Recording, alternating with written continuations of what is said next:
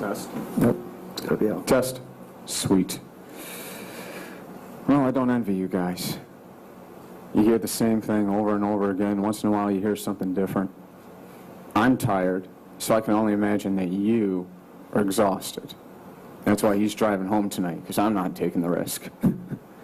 But we talked a lot about judgment. We talked about love. We talked about God, what God wants.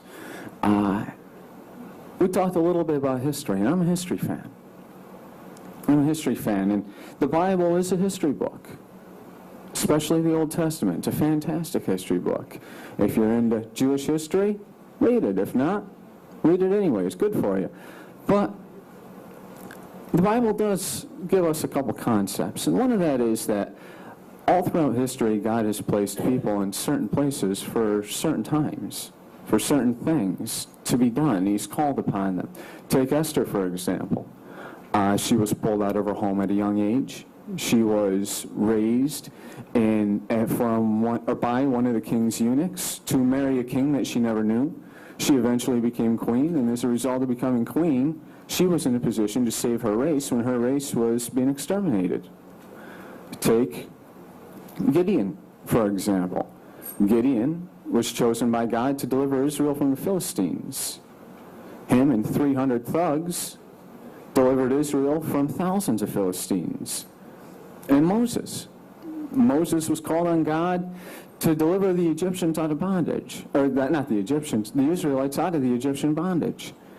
And Moses couldn't even speak right. It's amazing what God can do with somebody if they let him do it.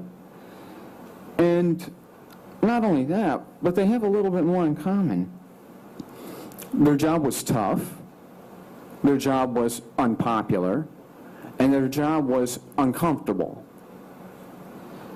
And all of them wielded the power that God had given them when the time came responsibly.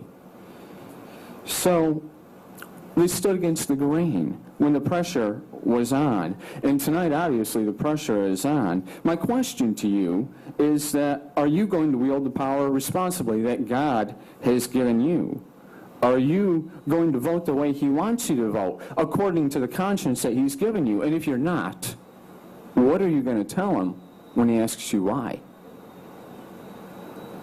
Folks, why are we sitting here trying to legislate immoral behavior? Why are we debating it? Why are we debating something that is clearly wrong? And here's the thing. If you actually read the book, and I really don't care if you tell me whether or not a human can comprehend the Bible, because I've read it several times, and I have a pretty good grasp on it myself. So if you actually read the book, and I'll give you the chapters if you want, you'll find that God is not pleased with homosexuality. The act, he loves the person, he hates the sin. We've heard Senator Metz speak about this already tonight.